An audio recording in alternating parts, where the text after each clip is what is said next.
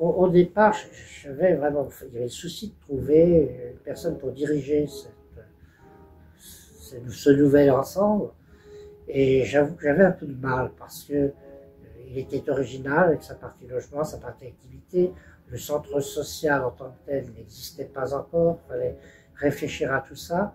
Et c'est vrai que souvent des personnes, j'avais mis des annonces dans les journaux spécialisés, qui étaient candidats, arrivaient avec des projets qui étaient les leurs, mais qui n'étaient pas forcément les nôtres, si je veux dire. Et c'est du mal à dire c'est du nouveau. Il ne faut pas forcément faire ce qu'on fait ailleurs. Et c'est en distribuant les tracts sous le calendrier de l'Avent, je distribuais les tracts avec Bruno Chabrol, qui travaillait à la préfecture de police à l'époque, à la préfecture de la ville de Paris, c'est vrai, des départements, et qui avait instruit notre dossier comme fonctionnaire. Et on avait sympathisé, il avait une trentaine d'années à l'époque, et tout à coup je lui ai dit, mais toi Bruno, est-ce que tu ne voudrais pas prendre la direction de l'établissement? Et c'est pour finir ce qui s'est passé. Il a donc demandé une absence, un congé administratif pour la durée de l'emploi qu'il avait ici. Et c'est lui qui a été directeur, je pense, pendant environ 2 ans du nouvel établissement. Ça n'a pas été la période la plus facile d'ailleurs, parce que c'était les fins de travaux, les inondations dans un coin, etc. C'était une période délicate qui s'est très bien tirée. Et ensuite, quand il était question qu'il reprenne ses activités à la préfecture, on a cherché à nouveau, et là encore, ça s'est fait de façon aussi amicale, puisque Delphine Roux, je la connaissais depuis longtemps sur Saint-Eustache, sa paroisse, et je savais qu'elle avait pris un travail dans ce domaine-là, et là encore, proposition a été faite, et voilà, ça fait une vingtaine d'années maintenant qu'elle dirige ce lieu, et nous sommes tous très très heureux, comme de toute l'équipe qui est là. C'est beaucoup de travail, mais je pense quand même que c'est une vraie chance de travailler à Cerise, parce que bon, tous les centres sociaux n'ont pas la localisation, les locaux, voilà, tout ce qui permet une forme de relation qui est importante dans ce travail, et ça c'est bien. Reste peut-être un petit point qu'il faut toujours rappeler. D'aucuns pensaient, puisque c'était la paroisse qui avait mis à disposition l'immeuble, que les paroissiens, pendant les 2 premières années, ont apporté des fonds, puisque la caisse de la question familiale m'avait dit que pendant environ 2 ans, il fallait qu'on puisse avoir des fonds d'avance avant qu'on ait les versements attendus. Et les paroissiens ont répondu très très généreusement à cela. Et donc d'aucuns pensaient sans doute qu'on allait faire un lieu, voilà, patronage Saint-Eustache, des choses comme ça. Il y aurait eu des activités religieuses mêlées à d'autres. Et ça, pour moi, dans ma tête, ça a toujours été très clair. C'est pas toujours très clair dans la tête d'autres personnes. Et peut-être que l'Église aujourd'hui, c'est pas très très clair dans la tête d'un certain nombre. Cerise, cet immeuble mis à disposition du quartier, c'est bien parce que, comme chrétiens, nous avions le souci d'avoir un service à rendre dans la société. C'est pour ça que nous avons proposé que cet immeuble rende ce service. Mais ensuite, ce service est laïque, indépendant. Ça n'empêche pas les liens qu'il peut y avoir tant qu'ils sont possibles avec Saint-Eustache. Mais notre rôle s'arrête à l'intention que nous avions et au mal qu'on s'est donné pour que cette intention se réalise. Voilà. L'histoire de Cerise, elle commence 80 ans auparavant, le moment où l'abbé Laurent, je crois, qui était vicaire à Saint-Eustache, achète cet immeuble du 46 rue Montorgueil pour en faire don à la paroisse. Et là, il y aura pendant 40 ans ce qu'on appelait un patronage, un lieu d'activité souvent tourné pour les jeunes. Et ça va fonctionner à peu près une petite quarantaine d'années. Les 10 dernières années, à partir du début des années 80, c'est des associations diverses qui vont utiliser le lieu pour leurs activités, certaines pour le quartier, d'autres plus vastes. Il y avait un théâtre aussi qui faisait ses répétitions. Mais le problème est que, comme c'était un ensemble de gens qui s'étaient un peu rassemblés là, peut-être sans vraiment que les choses soient bien organisées, personne n'a entretenu l'immeuble. Et au tout début des années 90, l'immeuble a dû être étayé, l'accès à un nombre de salles important était désormais fermé, et on en était là. Quand j'apprends en novembre 92 que je vais être curé à la place du père de la Touche, ça faisait déjà 9 ans que j'étais vicaire, c'est adjoint, et que j'avais pu ainsi visiter le quartier, et voir un peu tout ce qu'il était possible de faire par là. Or, au même moment, les domaines qui étaient propriétaires du presbytère, de ce qui était le presbytère, c'est la maison où habitent les prêtres qui jouxte l'église, et les domaines donc ont voulu vendre cet immeuble qui ne pouvait être vendu qu'à nous d'ailleurs. Il n'y avait qu'un seul escalier qui servait l'église et les étages à l'époque. Et c'était un achat important, et il est apparu assez rapidement à beaucoup que la vente de l'immeuble de la rue Montorgueil allait pouvoir nous permettre de payer le presbytère. Et c'était là-dessus qu'on travaillait depuis quelques mois, mais moi ayant un mot faible à dire, et quand je reçois la responsabilité, je me semble tout de suite que c'est pas une si bonne idée, que cet immeuble ne garde pas cette vocation de quartier que lui avait donné la paroisse, et qu'il fallait trouver quelque chose qui soit adapté au temps, mais qu'il fallait aussi trouver de l'argent pour payer le presbytère et pour réhabiliter l'immeuble de la rue Montorgueil. Et tout ça faisait pas mal de millions à ce moment-là. Et la première personne à laquelle j'ai parlé de ce souhait, c'est Monseigneur 23, qui à l'époque était évêque auxiliaire, qui s'occupait du quartier, devenu cardinal et archevêque plus tard. Et tout de suite, lui m'a dit, si tu trouves de l'argent pour réhabiliter Montorgueil, eh bien, nous, on vous aidera, l'archevêché aidera la paroisse à acheter le presbytère par un prêt. Et il fallait simplement que j'avais quelques mois pour trouver des partenaires pour réhabiliter l'immeuble. Les travaux étaient estimés à une dizaine de millions à ce moment-là, pour cet immeuble de la rue Montorgueil. Deuxième personne très importante au départ de l'aventure, Jacqueline Delarue, qui était une divisionnaire à la Caisse d'allocation familiale à cette époque-là. Et nous avions fait connaissance parce que je prêtais un petit local de la paroisse, tout près de l'église et très bien situé au niveau transport, à un certain nombre d'associations, du quartier déjà, ou autres d'ailleurs, qui pouvaient s'y réunir dans un lieu central dans Paris et recevoir des visiteurs de façon simple. Et la Caisse d'allocation familiale avait été intéressée et m'avait demandé s'il pouvait avoir ce local de demi-journée par semaine.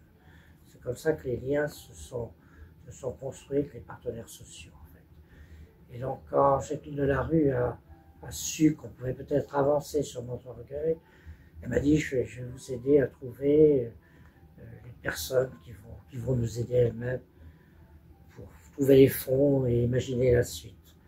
Et c'est sur son conseil que j'ai demandé rendez-vous à l'époque à M. Burleman, qui était directeur de la DASES, service social de la ville de Paris, et il nous a reçus tous les deux, et je n'ai pas oublié sa première phrase, qui a été de dire « Bien sûr, on va vous aider, c'est pas tous les jours qu'on nous offre ainsi un terrain en plein cœur de Paris pour simplement une œuvre sociale. » Et bon, après, il a ajouté ce qu'il fallait, c'est trouver des activités permettant aussi que ces activités soient pérennes et des financeurs. Donc assez vite, il m'a dit qu'il fallait que l'immeuble de devant pourrait être effectivement un immeuble de logement, puisqu'il y avait des crédits d'aide au logement à cette époque pour des jeunes de moins de 25 ans. Il y avait ça, et puis il avait été pensé que la partie arrière donc resterait un lieu d'activité sociale qui n'a pas été davantage défini dans un premier temps. Voilà donc le point de départ, et ainsi la ville a confié à la RIVP les travaux, et il y a eu je sais plus comment on dit exactement, un bail en quelque sorte. La paroisse a renoncé à sa propriété pour, je crois, 60 ans, quelque chose comme ça. Enfin, on ne sera pas là pour s'en occuper. Donc, les travaux ont été faits, et puis, alors il a fallu respecter exactement les volumes qu'il y avait avant la réhabilitation. C'est comme ça qu'on a pu réhabiliter le sous-sol, parce qu'en volume, par contre, entre les deux bâtiments, il y avait une salle de théâtre, je pense d'ailleurs, devait être à partie sur la cour, en partie sur l'arrière, qui elle n'a pas été réhabilitée comme telle. Il y a donc le bâtiment devant, la cour, l'arrière et la cave, qui sont les mètres carrés qu'on a récupérés sur la cour. Voilà pour domaine. Et je dirais que cette histoire de cerise, c'est d'abord une histoire de personnes qui se sont fait confiance. Et j'ai eu l'occasion de raconter une anecdote. À un moment, pendant que l'immeuble était en partie loué à une... pardon, je couperai là. Oui, mais je voudrais évoquer une petite histoire qui montre cette histoire de confiance. À un moment, que l'immeuble était en principe fermé, on s'est aperçu que des personnes occupaient le lieu, et qu'il s'agissait d'une groupe de théâtre qui répétait là dans les locaux, sans rien avoir demandé à personne. Et donc je suis allé voir le commissaire du second arrondissement, et il m'a dit, écoutez, bon, il faut effectivement qu'on leur demande le départ, mais pour ça, il faut qu'il y ait un géomètre qui vienne mesurer les mètres qu'ils occupent, et tout ça va vous coûter très cher, va prendre beaucoup de temps. Je vous propose une solution beaucoup plus simple. Je les convainc au commissariat, et pendant ce temps-là, vous murez les 2 premiers niveaux, et c'est ce qui a été fait. Bon, voilà, comme quoi il y a eu des confiances et des complicités, même pour... puis après, on s'est quand même parlé avec les personnes du groupe en question pour régler cette affaire, mais ça a permis qu'on ne rentre pas dans des procédures qui pouvaient être très très longues. Voilà, là, j'ai évoqué l'histoire du logement, enfin la répartition des lieux pour l'immeuble. Une des petites difficultés de cerise, même si cet ensemble est un bon cadeau, c'est qu'effectivement la partie privée est sur la rue et la partie publique, activité, est sur l'arrière. Et donc, le souci a été porté très tôt de faire rentrer les gens dans ce hall pour aller voir ce qui se passe un peu plus loin. Maintenant, je crois que l'habitude est prise et ça fonctionne bien, mais c'était un vrai souci de départ, quoi.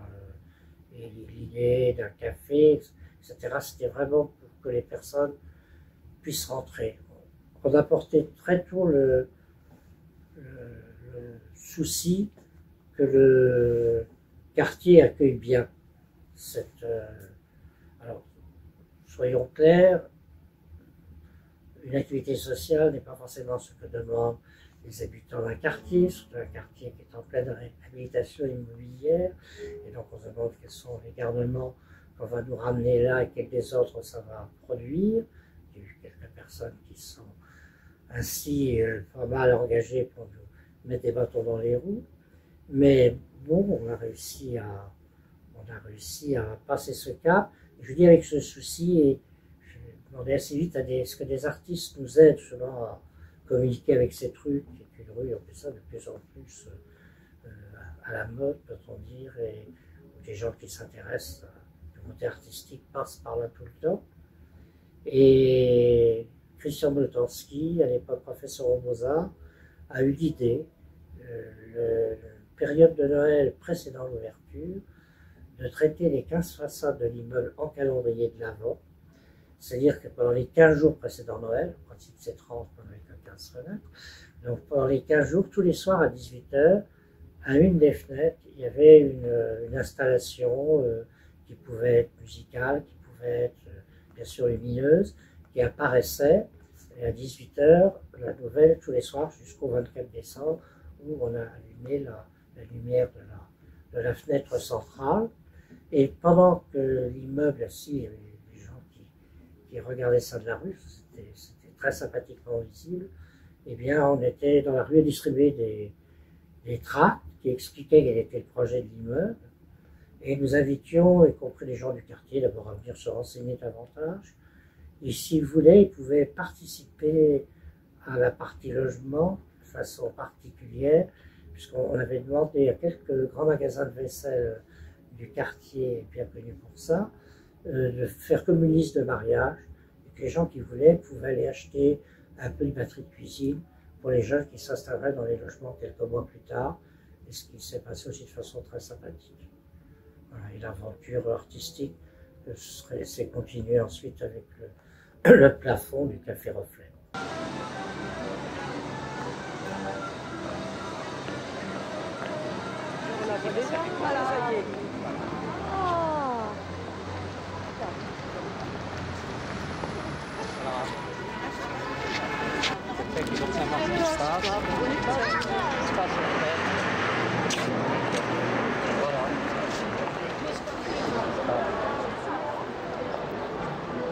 C'est un immeuble qui appartient à la paroisse Saint-Eustache et on veut faire un carrefour d'insertion, de rencontre et d'échange. Ah, c'est très intéressant, d'accord.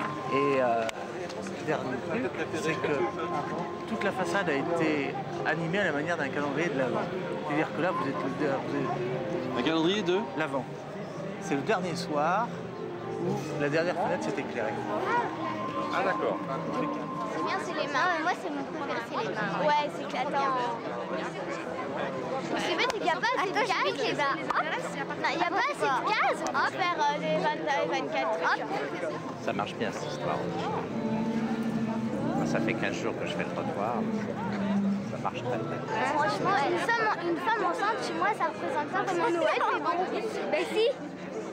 Marie, elle a perdu son bébé du Christ et c'est à Noël. Bah oui, mais elle était pas toute nue devant une fenêtre, tu m'excuseras. C'est dans la crèche. Oui, on s'en fout, c'est l'imagination. Ouais, hop.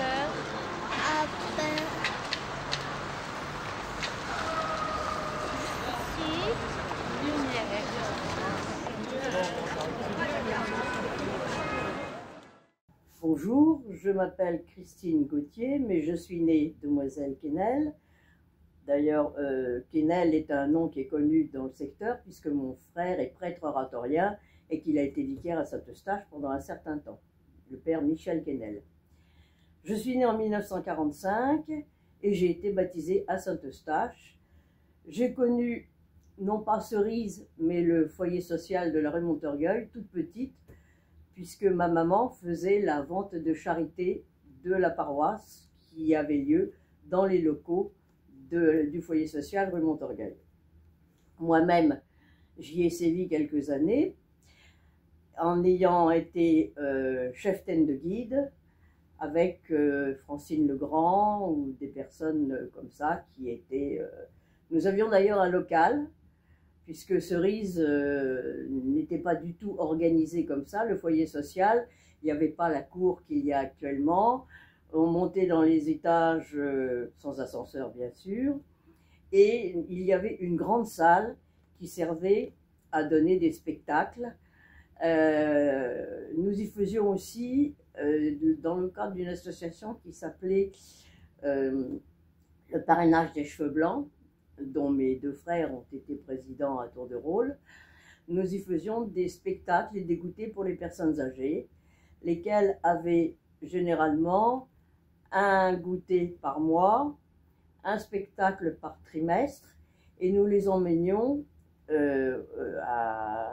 au réveillon de Noël à la Bourse de commerce, le 24 décembre, Et puis, le premier dimanche de juillet, nous partions à Saint-Martin-de-Pontoise, où le personnel du collège avait la gentillesse de rester gracieusement pour servir les personnes âgées qui venaient pour une journée à la campagne.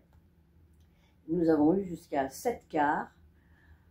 Alors, en comptant 55 personnes à peu près par car, vous voyez le nombre que nous pouvions avoir. Et les personnes étaient ravies de cette journée à la campagne qui leur permettait de se sortir un petit peu du quartier.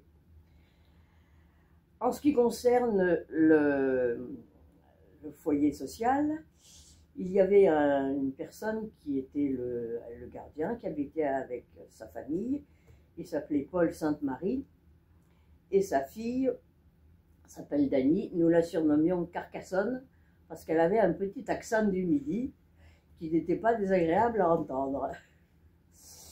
Alors, gravité dans ces locaux, toute la jeunesse de Saint-Eustache, puisque la paroisse avait ce local pour lui permettre toutes les activités de jeunesse, dont tout ce qui se rattachait au scoutisme, bien sûr, puisqu'il y avait une troupe de scouts, une troupe de louveteaux, une troupe de guides et une troupe de jeannettes. À cette époque-là, les activités n'étaient pas mélangées garçons et filles. Nous y avions aussi des pièces que nous jouions régulièrement.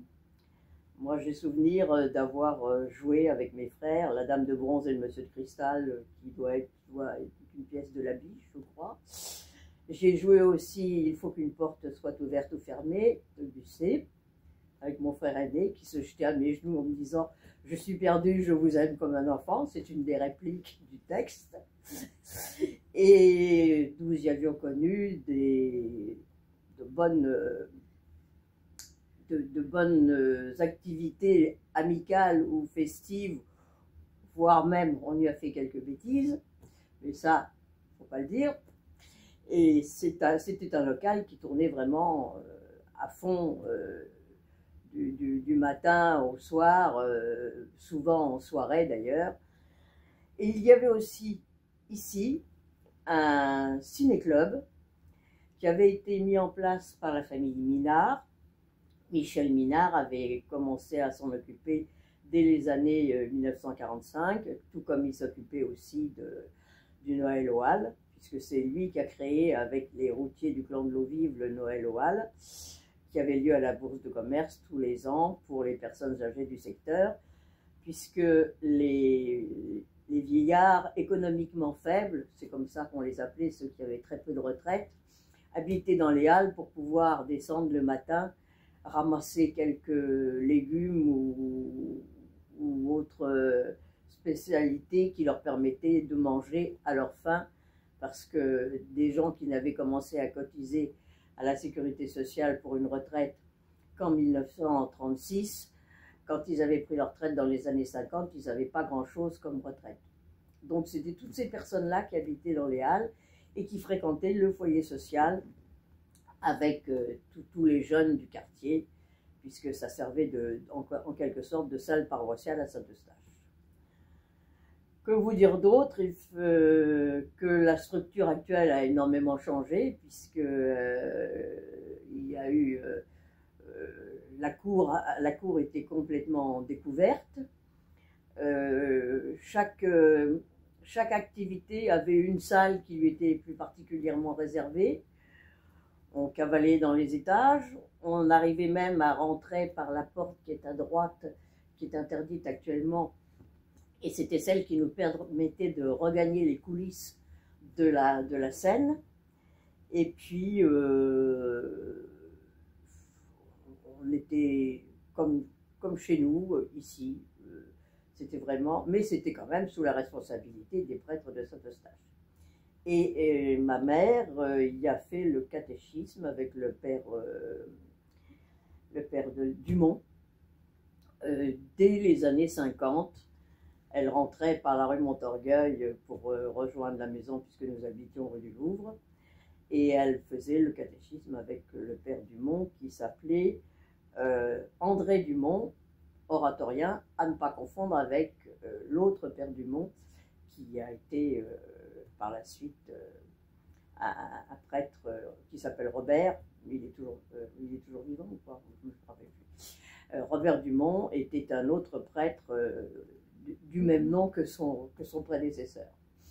Alors nous avions comme curé juste après la guerre le père Désiré Boulet, et puis il y a eu le père Zègle qui a été curé de Saint-Eustache, qui a fait presque toute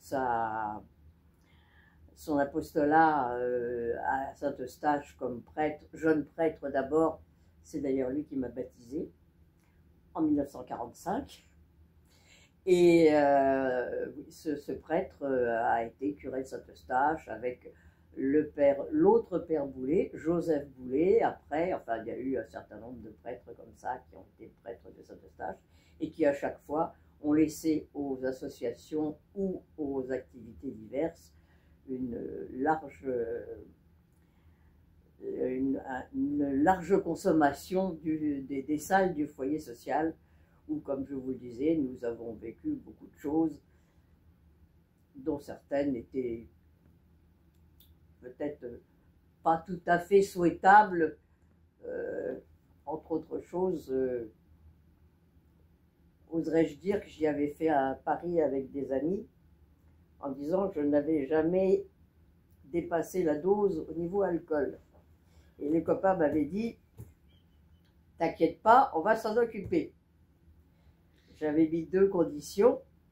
Premièrement, vous buvez autant que moi, et deuxièmement, c'est vous qui payez la note. Je dois reconnaître qu'à la fin, ils n'étaient pas très frais, et que c'était moi qui les aidais à avoir des problèmes, à se sortir de leurs problèmes liés à la consommation un peu importante. Voilà, bon, faut pas le dire. Que vous dire d'autre? Est-ce que vous avez des questions à poser ou des choses comme ça? Parce que le foyer, c'est toute mon enfance. C'était vraiment le lieu où on y rencontrait les copains. D'ailleurs, généralement, après la messe, on partait de Saint-Eustache et on allait tous au foyer pour venir prendre un café en sortant de la messe et bien rigoler avec les copains. Et aujourd'hui, Cerise, pour vous, qu'est-ce que ça représente? Alors, ayant quitté Paris définitivement en 2015, je connais moins Cerise que ce qu'il y a. On y a vécu un certain nombre de choses, puisqu'il y avait la vente qui était faite au profit justement du Noël aux Halles, avait lieu dans les locaux. Donc, et d'ailleurs, notre fille est actuellement responsable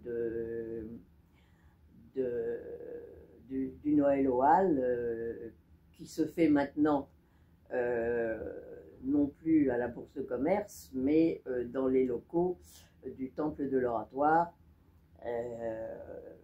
toujours, puisque c'est une activité qui dure depuis 1945.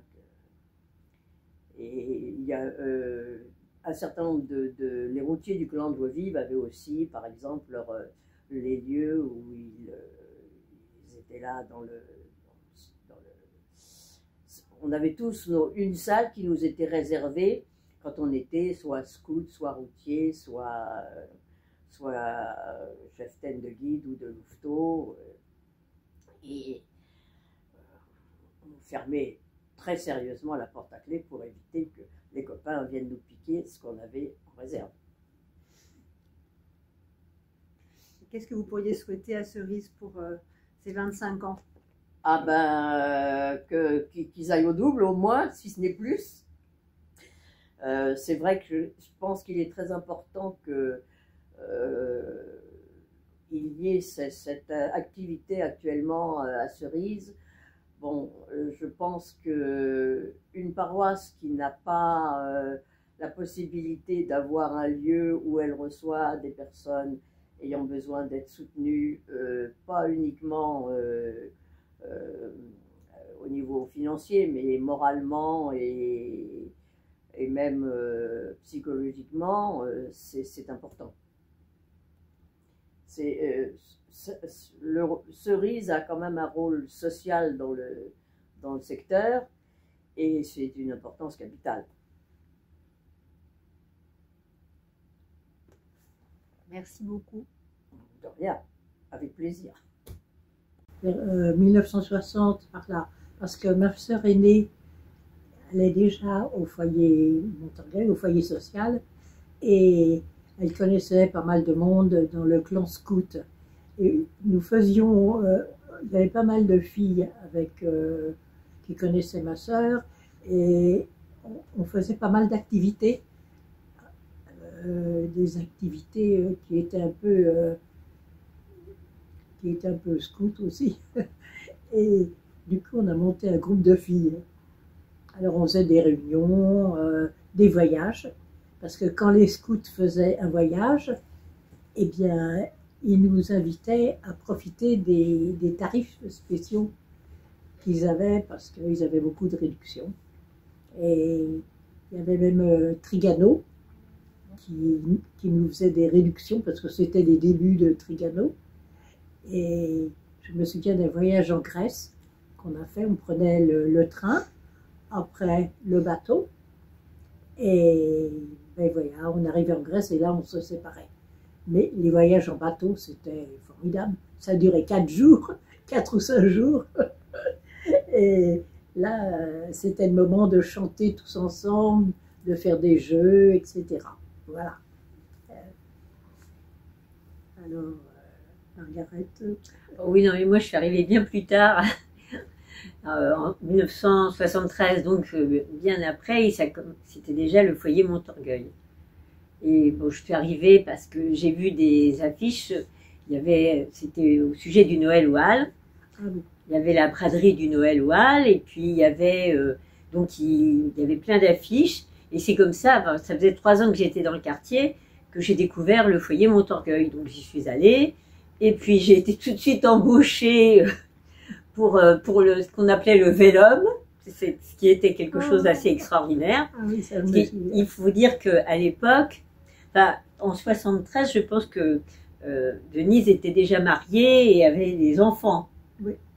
Donc elle venait un peu moins souvent au foyer Montorgueil. Et donc quand j'ai commencé à y aller régulièrement, c'était donc pour le Noël au Halles. Et le fameux Vélum, à l'époque, le Noël au Halles, la grande fête du Noël, c'était le 24 décembre et ça se tenait à la Bourse du Commerce. Et donc, vous voyez, je ne sais pas si vous avez visité l'exposition Pinault, enfin, vous voyez la salle de la Bourse, c'était gigantesque. Et pour éviter la réverbération du son, on tendait des toiles, qu'on appelait un Vélum, d'un balcon à l'autre, de façon à ce que le son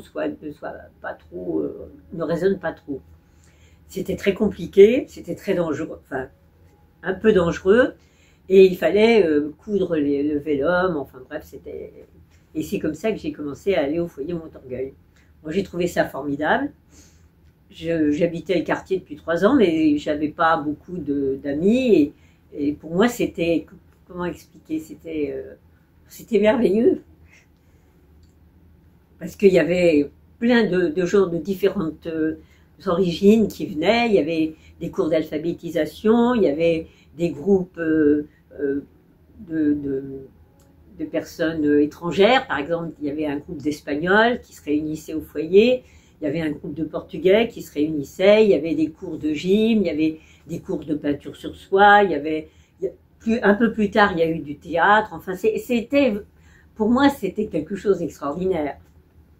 C'est une ouverture, c'était formidable. Voilà, alors j'ai commencé à venir, je suis désolée, hein, je parle, il y a quoi qui parle. J'ai commencé à venir régulièrement, et puis tellement régulièrement qu'au bout d'un moment, je suis devenue permanente bénévole. Il y avait 3 permanents officiels, si vous voulez, et moi, je venais faire des permanences, et voilà. Donc ça consistait après le travail, on arrivait, on ouvrait la grille, on distribuait les clés aux groupes qui venaient, qui louaient des salles. Et puis aussi, quand il y avait beaucoup de monde qui passait. Des fois, on organisait des repas, donc chacun donnait une petite somme. Je crois qu'à l'époque, c'était 10 euros. Ah oui. 10 francs, pardon. C'était 10 francs. Donc, on récoltait, s'il y avait 5 personnes, on récoltait 50 francs. S'il y en avait 10, on récoltait beaucoup plus. Et avec cette somme, on allait faire le marché, puisque à l'époque, la rue Montorgueil ne ressemblait pas à ce qu'elle est maintenant, évidemment. Et on achetait de quoi préparer un repas, on préparait le repas et on mangeait tous ensemble. Après, on faisait la vaisselle. Pas toujours tous ensemble, d'ailleurs, mais bon, c'est pas grave. Moi, j'adore faire la vaisselle, alors ça me gênait pas. Et puis, jusqu'à la fermeture du foyer, après, les groupes s'en allaient, nous rendaient les clés. Puis, quant aux permanents officieux, ils étaient là tout le temps, puisqu'ils dormaient sur place. Voilà. Moi, au sujet des Noël Wall, je dois dire que c'est sous l'impulsion. C'est sous l'impulsion des petits frères des pauvres que nous avons organisé le Noël Wall. Et le début du Noël, ça a été dans la rue sous un pavillon. C'était, enfin, je dois quand même citer mon beau-frère qui est quand même Michel Minard, qui est quand même à l'origine de tous ces mouvements. Et il était très actif et il savait rassembler du monde. Et le Noël Wall, donc au début c'était dans la rue, c'était surtout pour les enfants. C'était après la guerre. Et après, ça s'est installé au foyer parce que il fallait bien un abri pour commencer le Noël. Et on a commencé à faire des colis, etc. Et après, nous avons obtenu la bourse du commerce pour le soir de Noël. Et comme disait Margaret, il a fallu faire un vélum, on apportait les machines à coudre, on cousait, c'était quelque chose. C'était grandiose, hein, je dois dire. Et vous alliez où, Al? Oui, on allait, oui, le matin, il y avait une quête auprès des marchands à Rungis. Ah bah oui, au départ, c'était ici, parce que les Halles n'étaient pas encore déménagés, ils n'avaient pas encore déménagé. Et puis, on organisait une confection de colis pour les personnes qui viendraient dîner le soir de Noël. Elles dînaient et quand elles sortaient, elles avaient un petit baluchon à emporter, hein, avec des fruits, des légumes, etc.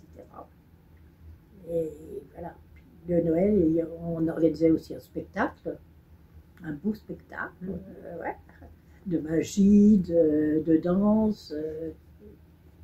Et puis voilà, malheureusement, la bourse du commerce, on l'a perdue. Mais bon. Et ça demandait quand même une organisation incroyable, parce qu'il fallait amener des cantines énormes, il y avait des grandes casseroles, oui. Il fallait faire réchauffer de façon que les choses arrivent chaudes quand même. C'était les pompiers qui nous prêtaient leur... Puis après, il y avait la vaisselle, il fallait ranger, il fallait tout déménager, tout ranger. C'était quelque chose de phénoménal. Et il y avait combien? 300 repas? Combien vous étiez? Oh, ça a été plus. Hein. Je ne sais pas. Jusqu'à 400, 400. Et même à une époque, on invitait les gens dans son foyer, enfin les clochards. À la fin, quand toutes nos personnes âgées étaient rentrées, on invitait les clochards. Et il y avait une table entière de gens qui étaient bien contents de trouver un repas le soir de Noël. Oui. Alors, donc, l'organisation du Noël demandait d'abord de recenser les personnes les personnes âgées qui pourraient venir le soir du 24. Donc, il y avait ce qu'on appelle des fiches, des enquêtes. On distribuait les enquêtes auprès des bénévoles du Noël Wall qui allaient dans les rues, qui cherchaient questionner les personnes, savoir si elles étaient prises le jour de Noël, s'il y a quelqu'un le soir de Noël, si elles voulaient venir au repas, si elles étaient seules, si elles pouvaient se déplacer, s'il fallait aller les chercher. Enfin, c'était tout un questionnaire très, et puis voir ceux qui étaient encore dans le quartier, parce qu'il y a eu une époque où beaucoup de personnes âgées ont dû quitter le quartier, puisque il y a eu des expulsions et la transformation des bâtiments. Donc après, on rassemblait les fiches, on calculait à peu près pour voir. Et puis il y avait l'organisation ensuite de la braderie pour récolter un maximum d'argent. Il y avait la parade du Noël aussi, qui défilait dans le... Ça a été toujours des histoires, les parades. C'était très, très, très animé. Il y a eu même des fois des orchestres. Il y avait parfois des camions avec un orchestre sur... Vous savez, ces camions, je sais pas comment on appelle ça, avec des plateformes derrière, où on pouvait mettre un orchestre. Enfin, c'était très... Vraiment, elles étaient formidables, les parades. Tu te rappelles? Il y a eu des chevaux aussi. Oui, oh, il y a avec eu... un copain qui avait un haras, il était venu avec des chevaux.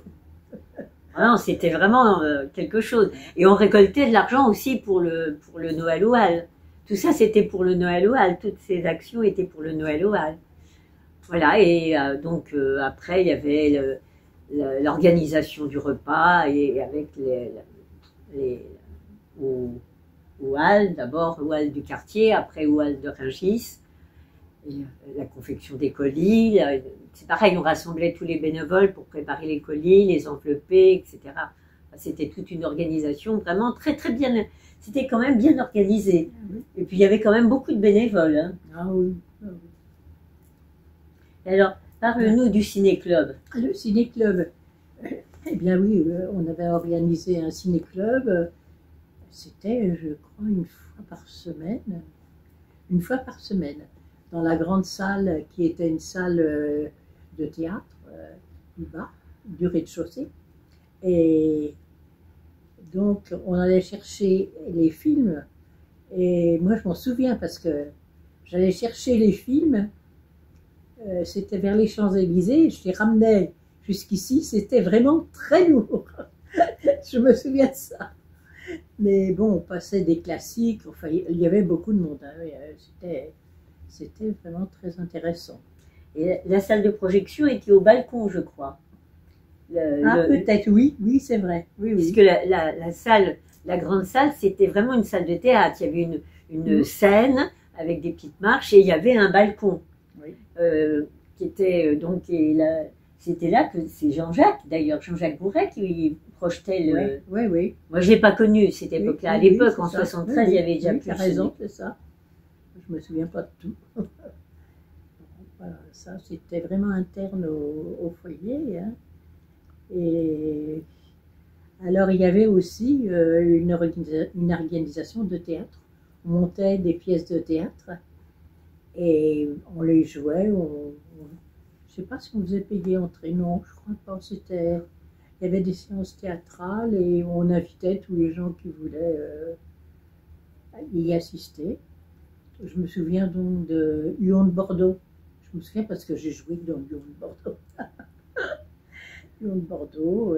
Et on faisait les costumes. C'était une de mes sœurs qui faisait les costumes. Et ils étaient beaux, hein, attention. Ah, je voulais parler aussi de mai 68. Alors, mai 68, il y avait des manifestations dans la rue. Et donc, il y avait la police qui arrivait de l'autre côté. Et il y a eu des blessés. On faisait monter les blessés ici. C'était un peu une infirmerie. Et on essayait de les soigner avec ce qu'on pouvait, quoi. D'ailleurs, mon mari, que j'ai connu ici, a reçu une grenade dans le ventre. Et il avait une trace, il a eu une trace très très longtemps. Et je me souviens parce que je lui ai fait des piqûres, il fallait lui faire des piqûres. Voilà, mai 68, oui, on y a participé, hein, en tant que manifestant. Et je dois dire que le foyer était un lieu de rencontre et il y a eu beaucoup de couples qui se sont, oui, c'est vrai. Qui se sont de garçons et de filles qui se sont rencontrés au foyer Montorgueil et qui se sont mariés et qui, il y en a eu quand même pas mal. Oui, j'en ai vu d'ailleurs il n'y a pas longtemps à l'enterrement de Bruno, comment il s'appelle, à Saint-Eustache, un couple qui était ici, les Darras. Et ils étaient très actifs et ils habitent la Bretagne. Et il y avait l'enterrement d'une personne aussi qui était active à Saint-Eustache. Ils sont venus de Bretagne pour aller à l'enterrement, oui, avec leurs souvenirs et tout. Oui, puis Jean-Pierre et Dominique. Je te dis eux, Jean-Pierre et Dominique Darras. Oui, Darbas. Darbas. Dominique Darbas. C'est Jean-Pierre-Henri maintenant. C'est Dominique et Jean-Pierre-Henri. C'est ça. Oui, oui, je sais, ils sont passés chez moi avant d'aller à l'enterrement. Ouais. De Bruno René Lévy. C'est ça. Non, non, il y a eu beaucoup de couples, même en 73, moi, c'est là aussi que j'ai connu mon compagnon. On ne s'est pas mariés, mais j'ai connu mon compagnon au foyer Montorgueil. Oh, c'était... Non, mais c'était quelque chose de vraiment... Enfin, pour moi, ça, je me répète, c'était vraiment quelque chose d'extraordinaire. Je trouvais ça magnifique de rencontrer plein de gens, de tout. Vous voyez, il y avait des ouvriers, il y avait des professeurs, il y a eu des professeurs, il y a eu... C'était très mélangé, c'est ça qui était magnifique. Et il y avait une ambiance, une solidarité qui était extraordinaire. Puis on s'était liés d'amitié avec un groupe de jeunes de l'île Saint-Louis aussi. Et donc, ils nous invitaient à leurs manifestations et nous les invitions. Et ils venaient très souvent ici et après ça s'est mélangé. On ne savait plus d'où on était, mais bon... Il y avait beaucoup d'amitié qui se faisaient. Et alors, après, il y a eu les travaux. Enfin, ça a duré comme ça.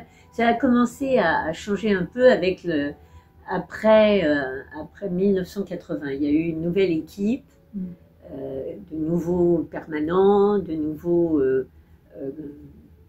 puisque c'était une association de loi 1901, le foyer Montorgueil. Donc il y a eu de nouveaux dirigeants, si j'ose dire, et je sais qu'on a quand même un peu délaissé moi, avec mon compagnon, on a quand même pas mal délaissé le foyer à ce moment-là.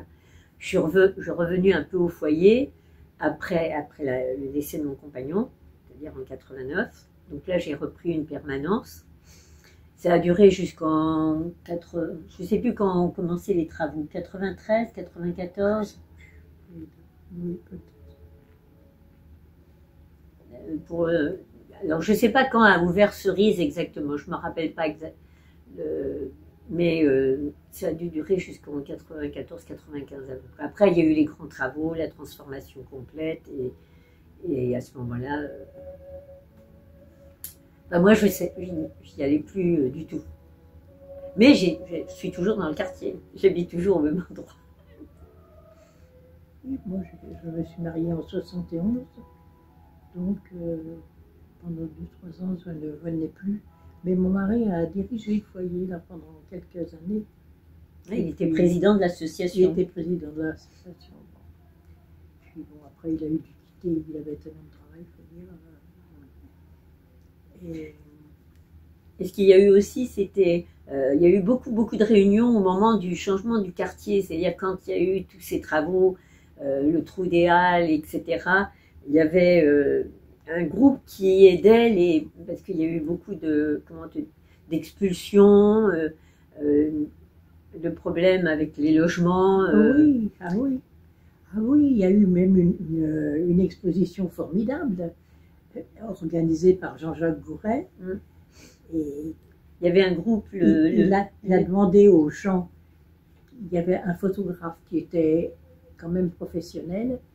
Il a pris des photos dans le quartier de toutes les maisons qui avaient un intérêt architectural, un intérêt historique. Et de ces photos, on a fait une exposition au foyer.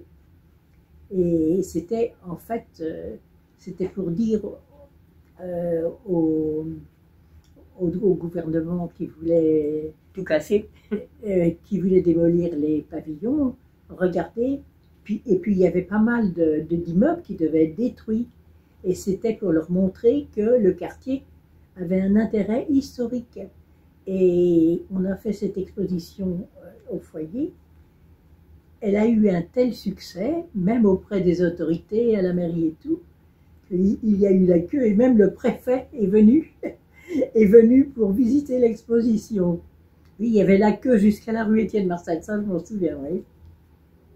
C'était un moment, c'était quand même quelque chose. Il y avait d'ailleurs l'Union, c'était l'Union des Champeaux, ça s'appelait l'organisation. Ah voilà, oui, l'Union des Champeaux. Qui aidait les personnes qu'on expulsait. Qu'on avait créé avec Jean-Jacques Gouret, parce qu'il a été... Oui, il a été très actif, Jean-Jacques. Oui, très actif. Ils avaient un culot formidable. Hein. Ils allaient à la mairie recueillir des documents, etc. Et puis, dans l'Union des Champeaux, ça a été vraiment très important. Et je pense qu'ils ont évité, on a évité, parce que... Oui, parce qu'en fait, ils voulaient construire des tours dans le centre de Paris, si vous voulez. Donc, ça a été vraiment, ça aurait été l'horreur. Hein, ils voulaient faire comme les tours, les fameuses tours jumelles de New York. Ils voulaient construire un quartier moderne. Et... On a eu le forum. C'est-à-dire qu'avant, il y a eu des tas de propositions. Hein, ça a été compliqué. Là aussi, il a fallu voter. Et puis, donc... Il y a eu un premier forum, et puis après, il y a eu aussi un deuxième. Maintenant, c'est le deuxième. Bon, enfin, bref. Vaut peut-être mieux pas épiloguer là-dessus. Hélas. Mais bon. À l'époque, on parlait beaucoup entre gens importants, même du gouvernement, et on avait du culot. On allait les voir, etc. C'était... Ah oui, ça... Ce qui était dommage, c'est qu'il n'ait pas au moins conservé dans le quartier un des pavillons des Halles. Ah oui. Ça, c'était dommage. Bon, ils l'ont mis en banlieue. Je ne me rappelle jamais la banlieue où il est installé. Mais ce qui est dommage, c'est qu'ils auraient pu en laisser au moins, parce que c'était quand même quelque chose d'extraordinaire, cette architecture. C'était quand même pas banal du tout. C'était très original. Et ça aurait été... Et pendant un moment, ils avaient monté une pièce de théâtre dans les pavillons. Brunello, une pièce de théâtre. Ils ont fait des expositions de peinture aussi. Et ils ont essayé au maximum de conserver. Très bien à la culture, à tous ces pavillons. C'est dommage. Enfin,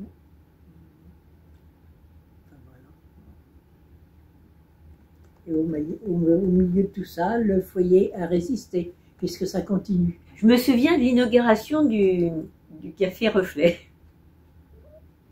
Il y avait le maire de Paris.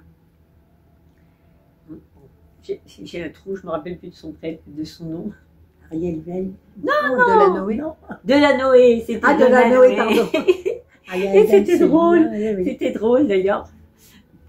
Non, parce que, bon, là, j'ai assisté à l'inauguration, la venue de Delanoë qui était... Mais voilà. Enfin... Et du coup, je vous poserai bien une dernière question. Aujourd'hui, pour vous, Cerise, qu'est-ce que ça représente? Et quand vous y venez, qu'est-ce que ça vous évoque? Qu'est-ce que vous y trouvez? Qu'est-ce que ça nous évoque? Bon, c'est tellement changé qu'on ne peut pas comparer. Je veux dire, ça n'a rien à voir. C'est totalement différent. Et puis, enfin... Je ne sais pas pour Denise, mais moi je ne viens pas très très souvent en fin de compte. Parce que la vie s'organise autrement, parce que je n'ai plus les... La plupart des personnes que je connaissais, qui habitaient le quartier, qui vivaient ici, que je rencontrais au foyer Montorgueil sont partis, soit en province, soit ou sont morts, ou hélas, parce que l'âge venant. Donc... à part quelques-uns encore, qui passent de temps en temps, ou comme Denise qui habite toujours le quartier, ou Geneviève, mais sinon, beaucoup sont en province et ils ne passent que de temps en temps dans le quartier. Même les portiers, on ne les voit plus beaucoup, les portiers. Pourtant, ils habitent toujours Paris. Ben oui, mais ils sont de l'autre côté. Oui, ils sont dans le 9e. Ils sont dans le 9e. Oui. Et ils vont venir, je crois, le samedi prochain. Non, mais moi j'amenais beaucoup mes enfants aussi au foyer. Il y avait des activités pour les enfants. Et là, maintenant, quand je passe au foyer, là, j'aime bien parce que je rencontre des personnes même que je ne connaissais pas et on se parle. Par exemple, les deux photographes là qui sont venus, on a bien discuté, je les ai trouvés très sympas. Je trouve ça sympa de rencontrer à nouveau des personnes qu'on ne connaissait pas. Ce que j'aimerais rencontrer plus, c'est des enfants. Parce que j'ai des petits-enfants, mais ils sont grands. Et j'aime beaucoup les petits. Mais bon, les petits-enfants, je crois que c'est le mercredi qu'ils viennent. Hein. Ouais. Mais bon, ils n'ont peut-être rien à faire avec les grands-mères. Hein. Oh, faut pas croire, non, non, monsieur, je suis pas d'accord. Non, non, ma mère était dans une maison de retraite, un EHPAD, et il y avait une crèche qui était à côté, et les enfants avaient des activités avec les personnes âgées, et ça se passait très très bien. Et bah, moi, c'est vrai que je viens pas très souvent, mais je vais vous avouer quelque chose d'affreux. Vous êtes prêts à tout entendre. Mais... Je suis désolée, je n'aime pas le café reflet. Je trouve ça froid. Ah bon? Je m'y sens pas bien. C'est pour ça que j'y viens pas d'ailleurs. Enfin, si ça m'arrive, mais c'est quand même très très rare. Moi, je regarde pas les glaces, je regarde les gens. Même D'ailleurs, ils se reflètent dans les glaces. Mais il y a quand même pas mal d'activités. Hein. J'ai fait de la gym, là, c'était très bien avec Pamela. Là, j'ai un peu arrêté parce que je suis un peu malade. Mais bon, dès que je pourrais, je reprendrai parce que c'est formidable de pouvoir faire de la gym, même quand on est âgé, c'est vrai. Et puis, il y a d'autres activités. Un atelier mémoire, ça, c'était formidable. Bon, ça existe encore, je crois. Non, il y a des choses formidables. Hein. Puis, il y en aura d'autres. Il n'y a pas d'atelier théâtre. Ça, c'est bien, les ateliers. Il y a pas mal de concerts, des petits concerts. Des expositions aussi. Ouais. Ah, ouais. Il y en a un là. Et puis les expositions qui changent assez souvent, c'est très intéressant. C'est vrai. Même pour des jeunes qui débutent, je trouve, trouver un endroit qui les accueille pour exposer leurs œuvres, c'est sympathique quand même. Hein. Il a encore d'avenir, hein, le foyer. Oh, certainement. Puis bon, il y a même l'informatique. Bon, maintenant, parlons des choses qui avancent. Il y a des cours d'informatique. Bon, j'y suis allée déjà. Je suis un peu allergique à l'informatique. Non, il y a des choses pas mal. Hein. Ouais. Et puis voilà, ça continuera, j'espère. C'est drôle parce qu'il y avait un concierge qui habitait de l'autre côté, là-bas, qui avait un espèce de petit appartement avec sa femme. Et ils interdisaient aux garçons de monter quand les filles étaient en haut ou vice-versa, même si c'était des frères et sœurs. Hein? Ah oui, oh. C'était dangereux, vous vous rendez pas compte? C'était en quelle année, ça? Eh bien, c'était juste pendant la guerre et après la guerre. Juste après. Après, ça s'est amélioré, bien sûr. Mais au début, oh là là. Puis on se faisait attraper. Hein. Quand on arrivait, moi j'avais une copine qui avait un frère, et souvent, il venait me chercher de la rue de Marcel, on partait ensemble. Mais... il n'avait pas le droit de rentrer en même temps que nous. Et après, il s'assurait que dans les locaux, il y avait les locaux gardés pour les filles et les locaux pour les garçons. Et oui, c'était une autre époque. Et tu peux nous dire à quoi servait cette association? C'était quoi le but? Oui, c'est quoi les shampoos? Des On connaît pas. C'était par rapport au pavillon Baltard et au déménagement. Le déménagement des Halles. Voilà. Ils étaient contre le déménagement des Halles. D'accord. Voilà. Donc, ouais, ça a été très mal. Alors, mon mari était contre le déménagement des Halles, mais il était maire du 2e arrondissement. Donc, les Halles, c'était dans le 1er. Et il y en avait un qui régissait tout. Il avait convoqué mon mari et il lui avait dit, écoutez, c'est pas possible. Dans le 1er arrondissement, vous avez fondé une équipe contre le départ des Halles. Et dans le 2e, vous êtes maire du 2e arrondissement. Alors, faudrait. Alors, mon mari avait dit, moi, je reste avec mes positions. Si vous voulez, vous me renvoyez. Et dans le 1er arrondissement, il y avait tous ceux qui travaillaient dans les Halles qui ont manifesté. Enfin, c'était une ville dans une ville, en fait, les Halles. Oui, on appelle ça le ventre de Paris. Oui, c'était le ventre de Paris. Oui, le ventre de Paris. Comment tu as vécu, toi, ça, toutes ces années? Tu t'es impliquée aussi dans le Noël aux Halles avec la famille Minard ou pas du tout? Ah, alors ça, c'est assez compliqué parce que mon mari et Michel Minard ne s'entendaient pas du tout. Pas du tout, du tout, du tout.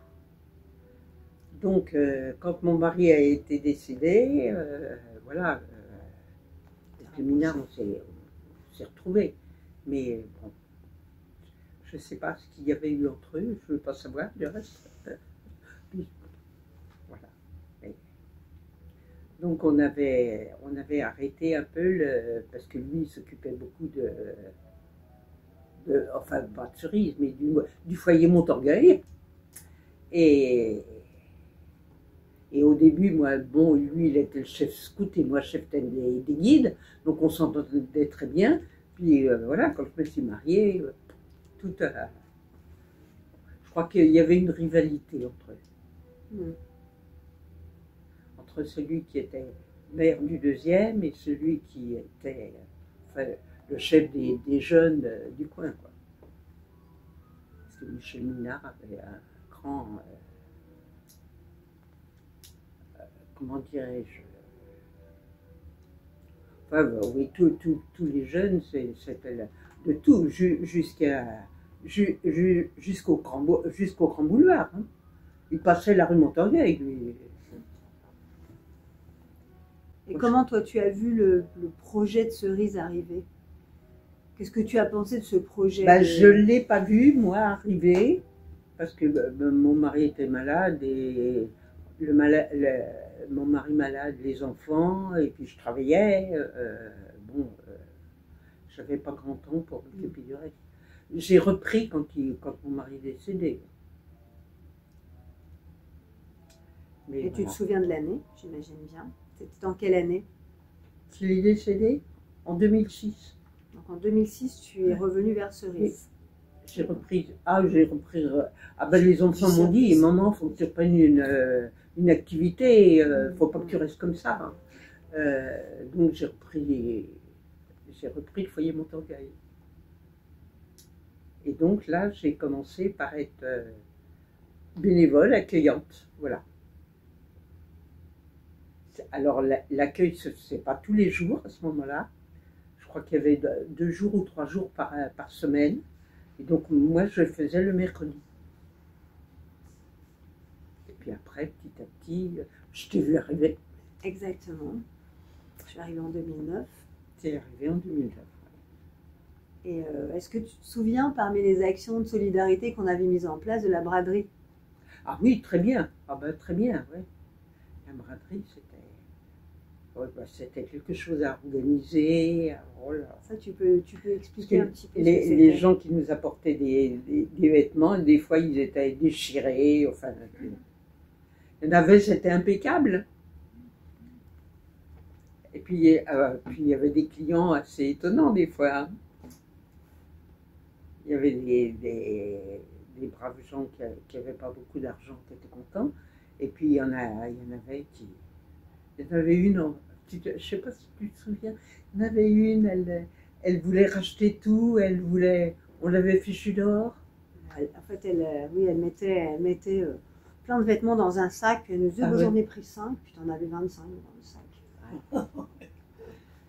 C'était un peu, Mais c'était une manière de faire rentrer un public qu'on n'aurait jamais connu sinon. Oui, oui. C'était une braderie en fait ouverte à tous les habitants. On vendait à tout petit prix. Oui, les Ce qui nous vêtements était donné. que les femmes achetaient. Il y en avait beaucoup à cette époque-là, je ne sais pas maintenant comment ça se passe, mais enfin, c'est qui achetaient un coup de cœur comme ça, mettaient dans la. Puis après, elles ne s'en souvenaient plus. Elles ne les portaient jamais. C'est pareil maintenant. C'est pareil maintenant. Oui, ce genre de bon, alors ça n'a pas changé. Ça n'a pas changé. Donc, ça a permis d'habiller pas mal de gens, et de familles et de gamins. Oui. Vraiment, ça répondait à de nouveaux besoins dans le quartier. Ouais. Et donc ça reste pour toi un repère, Cerise? Ah ben oui, parce que, oui. C'est dès que mon mari a été en 2007, j'ai commencé. Je t'ai vu arriver. Tu te souviens, toi, la première fois, je crois que c'est la première fois, c'était une réunion à l'école à l'école de la rue Étienne Marcel chez les garçons, non? Étienne Marcel, une école qui est à côté, oui. Oui, oui. Tu connais le nom? J'habite à côté, juste à côté. D'accord. Et oui, c'est vieux ça. Qu'est-ce qu'on peut souhaiter à Cerise pour ses 25 ans et les 25 prochaines années? Eh ben, que les activités soient conservées, avec la même ambiance, le même accueil, et voilà. Mais c'est bien, il y a la relève.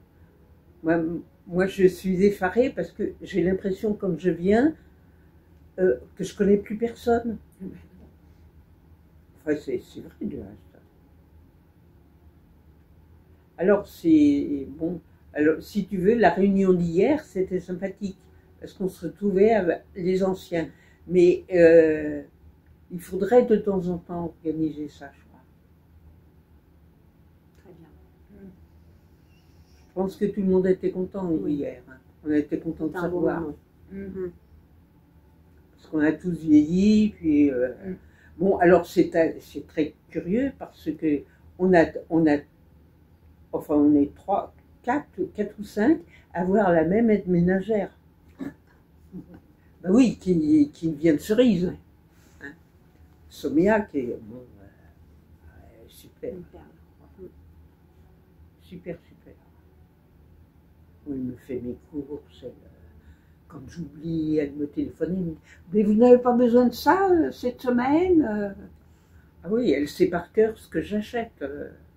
Si j'oublie sur ma liste, elle rajoute.